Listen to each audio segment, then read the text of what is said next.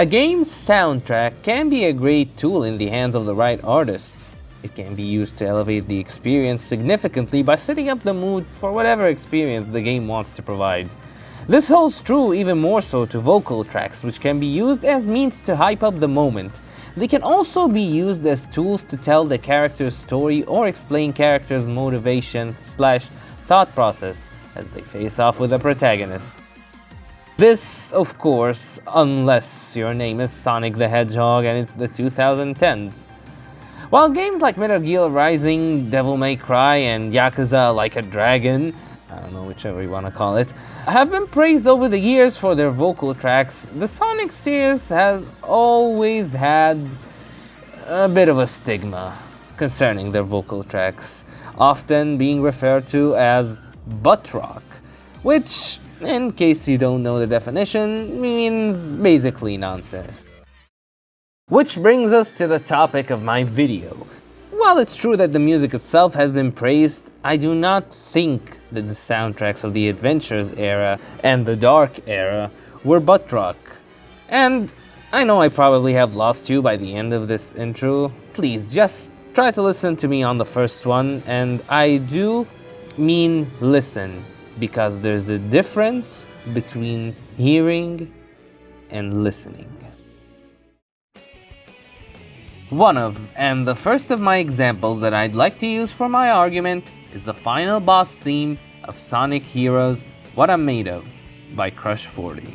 While on the first, few hundred listens to this song, you might think that it's some nonsense lyrics pulled by Johnny Jewelli to hype up the kids as they battle this gargantuan metal kaiju while listening to the bombastic guitar riffs by Jun Sunue. But I, in fact, as you have probably concluded by now, think that there is more to the lyrics. I think, in fact, that this song is a showdown of ideologies and resolve between Sonic and Metal Sonic. And just listen to the first half. I don't care what you're thinking as you turn to me, 'cause what I have in my two hands is enough to set me free. I don't care what you're thinking as you turn to me, because what I have in my two hands is enough to set me free. This is just likely Sonic being his snarky nature, explaining that he doesn't give a damn what Metal Sonic thinks because the power of the Chaos Emeralds can set him free, i.e. save the day. I can fight the feeling to resist it over time, but when it's just too much to take, you sneak up from behind. I can fight the feeling to resist it all the time, but when it's just too much to take, you sneak up from behind. This is Sonic calling out how Metal Sonic is a coward, something he himself admits in the fight, who instead of facing Sonic head-on, again, he snuck up on him and the heroes to steal their data so he can rebuild his body into the Metal Overlord. Now, listen to the second half, which I believe is the part where Metal Sonic is speaking. Like a million faces, I've recognized them all, and one by one they all become a number as they fall. Like a million faces, I've recognized them all, and one by one they've all become a number as they fall. This refers to how Metal Sonic used the faces of all the life forms of the heroes so that he can analyze them and turn them into data, so that he can use them to become the Metal Overlord. In the face of reason, I can't take no more. One by one they all become a black mark on the floor. In the face of reason, I can take no more. One by one they've all become a black mark on the floor. Metal Sonic, faced with the fact that he can never be the real Sonic, went mad and set his master plan in motion. Black mark on the floor here is a figure of speech for how high he flew up into the sky as the Metal Overlord, now seeing the heroes as nothing more than dots on the floor, but is also likely referring to death, and how he plans to kill all the heroes and create his robot kingdom. And if you still aren't convinced, just listen to the lines repeated throughout the song and how they embody challenge in the fight between nature and machine, a theme central to Sonic, no pun intended, since day one. Trying to reach inside of me, trying to drain my energy. Let me show you just what I'm made of. Simple curiosity, trying to take a bite of me. Let me show you just what I'm made of now. But for me personally, this line and how it's placed at the end is what tells me that this is not butt rock, but instead a song that had passionate people behind it, trying to tell a story, to the best of their knowledge at least. And just look how it mirrors the last line that Sonic ever says to Metal. You can't take another lifelong try. You can't take another try. Anytime you want a rematch, just let me know. I'll be waiting. So hopefully by now I was able to establish how you should look at the songs, or at least how I look at the songs. What light do I view them in? And so, another example I'd like to come back to is also a Crush 40 song, but trust me when I tell you, it's not what you'd expect. What is it, I hear you ask? Well, none other than the soundtrack Through the Fire by Crush 40. Again, the soundtrack that plays whenever you face off with one of the Knights of the Round Table. Now, what really stands out to me about this song is that unless you know the story and the grand reveal in the end, spoiler alert if you're one of the 3 Sonic fans who haven't played this game yet, or at least seen its story, you have no way of discerning what the lyrics are talking about. I should also, heed a warning by now, I won't be covering self-explanatory lines because, yeah, while making this video I realized that, okay, everyone thinks Sonic is butt rock, but it obviously isn't! Enchanted whisper in your evil ear. Can you hear the words I want?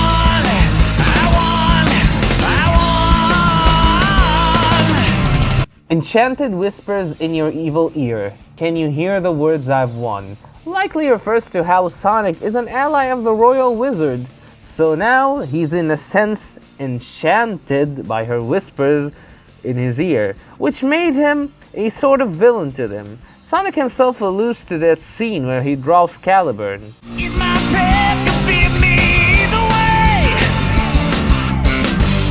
So the truth won't set you free. In my path, you'll fear me either way, so the truth won't set you free. This alludes to how the Knights of the Round Table were all tricked by the illusion that Merlin has made of King Arthur, and finding out the truth will make them descend into despair even harder.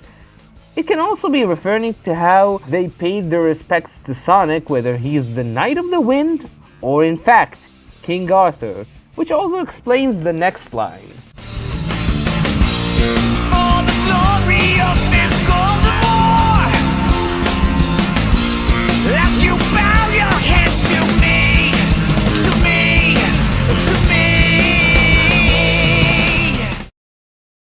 For my third and final example, I'll use a song from the same game, but this time we'll use a different artist. And one that I think many people bring up when trying to convince you that Dark Era Sonic music is butt rock, despite the lyrics being not so subtle like the previous ones. I think this one's pretty obvious, honestly. And that song is none other than the final boss theme With Me by All Ends.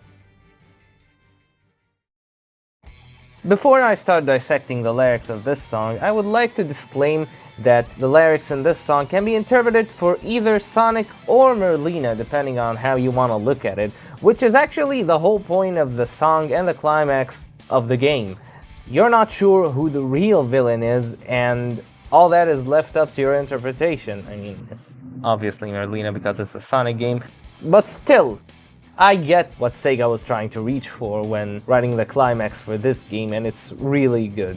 But regardless, I won't be covering all the obvious lyrics as I said before in the video. I also won't be covering what the double meaning is, because honestly, I feel that's reaching too far, especially for a video that's trying to tell you, no, Sonic is not butt rock, and then, yeah, you give it many interpretations. But while researching this song, I found a wiki page that actually dissects all the obvious lyrics that I will leave out and gives you some of the double meanings. So I'll link that page in the description below, and without further ado, let's get into this song. I can taste the day, savor night. So I think it's kinda obvious this song describes what goes through Sonic's mind as he takes on the role of the villain of sorts, to bring an end to Merlina's never-ending kingdom. And in the first line, Sonic addresses the difference in their ideologies. Can taste the day, savor night. Taste and savor. The specific wording here leads me to believe that this refers to how Sonic lives his life to the fullest, and will continue to do so even if he takes the role of the villain. Spells beyond you as I watch you crawl. Spells beyond you as I watch you crawl. Here, Sonic points out how Merlina is spellbound to her dream. Spellbound means to have the complete focus on something, which is true because Merlina was hyperfixating on preserving the kingdom, so much so that she lost sight of why preserving the kingdom and living matters in the first place. And lastly, the line in the second half of the song is just the climax of that clash between ideologies and Sonic accepting his role as the villain, or rather, quote-unquote, the villain. Scream your dreams as you dare to fight, dare to fight.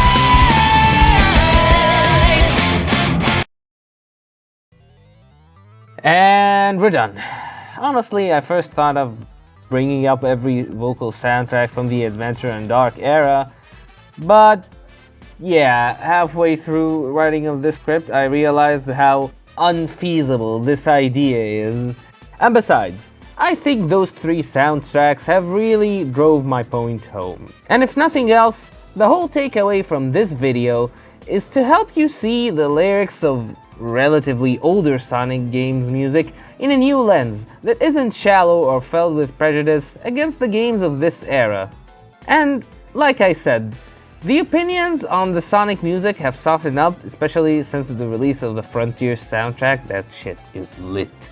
And while the accusation that this music is butt rock doesn't necessarily take away from its value, I just feel passionate about the music of this era. What can I say? And so when someone belittles them, implicitly or explicitly, I just feel like there should be a voice standing up for the songs of this era.